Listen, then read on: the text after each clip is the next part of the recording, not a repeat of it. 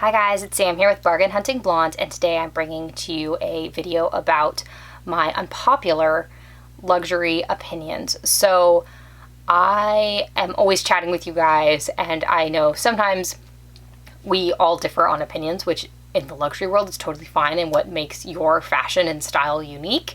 But these are my top 5. Well, I guess they're just 5. I don't know if they're top 5. Luxury opinions that might ruffle some feathers. So if you disagree, please let me know in the comments down below. Feel free to DM me. Would love to chat. But the first one I'm going to start with, and this came up because I did post the new Celine Phantom bag that is coming out, and it comes with a crossbody shoulder strap. So I posted a video on my Instagram with the crossbody shoulder strap saying, like, I don't think the strap is necessary. And most of you agreed, but there were some who were like, oh, I love having a crossbody strap and a shoulder strap, which is totally understandable because it makes a bag versatile. But I do not think that every bag needs a crossbody strap or a shoulder strap. There are some bags that are just meant to be carried by hand or crook of arm, and that might mean the bag is not for you, but that's fine. Like, I think that we've defaulted to, like, every bag needs to have a crossbody or a shoulder strap is not correct. Some bags just look bad with them, to be perfectly honest with you. A lot of bags don't look good crossbodied. Like, even on your shoulder, they don't look good because that's not how they're meant to be carried. Like, I could not imagine, and I love, the Birkin is hands down my favorite bag. I thought I'd be a Kelly girl. I'm 100% a Birkin girl. And I could not ever imagine carrying that bag as a crossbody or a shoulder strap bag. It would just look bad and it would wear really hard on the bag. So my first unpopular opinion is not every bag needs a crossbody or a shoulder strap. Also, they do not need to be guitar straps. That was such a thing, and Louis Vuitton is still kind of like on that roll. And certain bags, like the Speedy 20, does not need a guitar strap. Please listen, Louis Vuitton. Just a normal strap on that bag in the bandolier style would be totally fine. It does not need a guitar strap. I do not want a guitar strap. Okay, also because they're always like really brightly colored and sometimes that just doesn't go. Okay, number 2, this one might get a lot of people, but I do not think that the Chanel ballet flats are a bad shoe, or actually most Chanel shoes in general. And I don't, yes, they've gotten expensive, but I still think for how, like, integral to the fashion house and how integral they are to my wardrobe, they are worth the price. So I know they're right now roughly in the $1,000 range, but I love my Chanel ballet flats. I have 3 pairs and I would love to add a 4th. And I just love them. I know a lot of people in the luxury community are very disenchanted with the shoes once they get them. They find them uncomfortable. They find they don't fit their feet right. They don't like the price point. For me, I literally have gotten my cost per wear down to like pennies. I have worn my nude color ones with the black tips, so the beige and the black ones. I have worn those everywhere. I've worn them in New York, I've worn them in Zurich, I've worn them in London, I've worn them in the rain, which was unfortunate, but it happened. Also, it got snowed on in Zurich. I've literally had them for years and I love them, and I will resole them. They fit my feet so well. And I have really big feet, as you guys know if you follow me on Instagram and you ever see my shoe sizes sales. Like, it's always between like a 40 and a 42. Like, I do not have small feet. I'm 5'10". It just is what it is. And so my unpopular opinion is those shoes are worth it. I love them. But again, I do have like long, narrow feet, so that might be why. But if you do too, I would recommend you buy them. I love them. I want a suede pair. Okay. 3, and I think this one's also going to be controversial, but I think that ready-to-wear from luxury fashion houses, particularly Hermes, can be worth it. I'm not saying blanket across the board, it's all worth it, but I'm someone who pays a lot of attention to what things are made of, and I prefer sweaters and coats to be wool and cashmere, maybe merino wool. I can do some kid mohair, but I prefer like more natural fibers. And a lot of the sweaters you can buy from cheaper places, or even Chanel, because Chanel's really guilty of this, has a ton of polyester in it.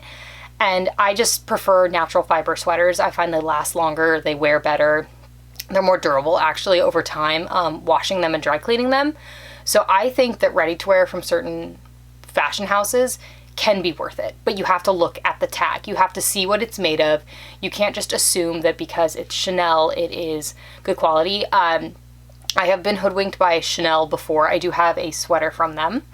Sorry, I had a piece of hair in my face that I do love the look of, but a lot of it is polyester, and I did not realize that when I purchased it because it's like hiding behind some natural fibers, and I feel for that I definitely overpaid for it. But for a good cashmere sweater, totally worth it. Also, Hermes does repairs on their ready to wear, and I have had them repair a sweater before, and they did a great job. So, and that was after the puppy ripped it. Well, she's now a dog, but the puppy ripped it when she was little because I was wearing it in the house, which I probably shouldn't have done, but I believe in wearing the stuff you buy because it's expensive. So you need to get that cost per wear down. Definitely. My next controversial opinion, which some people are definitely not going to agree with me, but I personally think that suede in listen to me fully, suede or nubuck in certain colors can be worn all year round.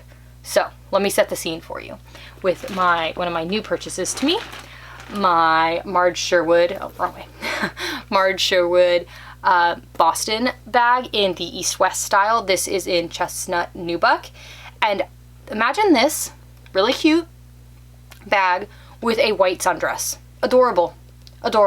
It's giving it a little bit of a Western vibe with the nubuck, and that is something that you can wear in spring, summer.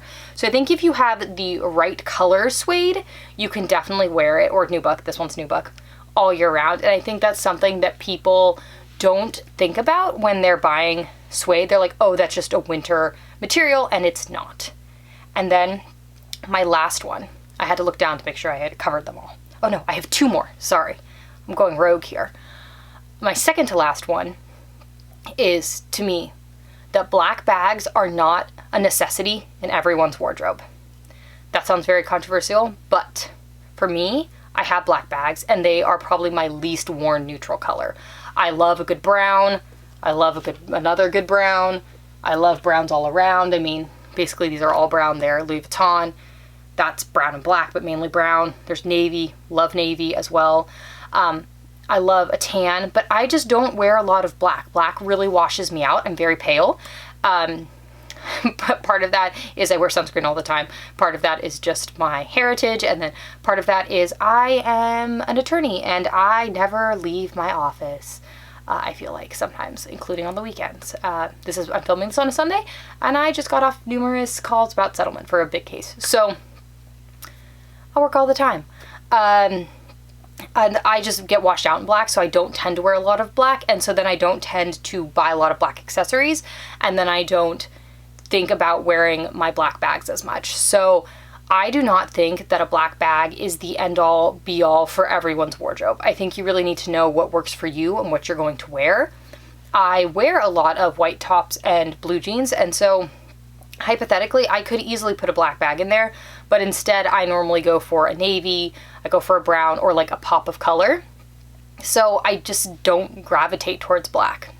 And if that's the case for you, I don't think you have to buy a black bag. Like, I know a lot of people are like, the epitome of bag for me is like a black Chanel classic flap or a black Birkin. And for me, neither of those would be the epitome of like the best handbag, because I'm just not into black handbags that much. And lastly, and this one I've actually talked with a couple of you about as well, is that mid-tier bag brands are not for everyone. And you're thinking like, what are you talking about? Well, sometimes, and I've done this, others have done this, and we've talked about it, you will buy the mid-tier bag because you think it will scratch the itch for a higher end bag that you really want. And let me tell you, that rarely ever works. If the mid-tier bag you just genuinely like, then that's great. You can save yourself a lot of money. There's a lot of really great mid-tier bags, but if you are buying that bag because you think it is going to satisfy your itch for some other bag, you will likely in the future end up buying that other bag. I've done it many times. It doesn't always work. Like, some people, and it takes a little bit to know this, are just not mid-tier bag brand people. They are better off not buying those 2 to 3 mid-tier bags and saving up for that one bag they really want. And it used to be that in general, like the luxury bags were a lot lower in price, so they sometimes weren't even that big of a difference between some of the mid-tier luxury brands, but they've skyrocketed.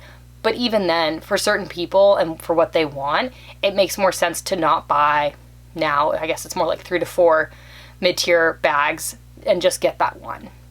And so I think that just comes from knowing what you like, shopping, and just potentially making the mistake.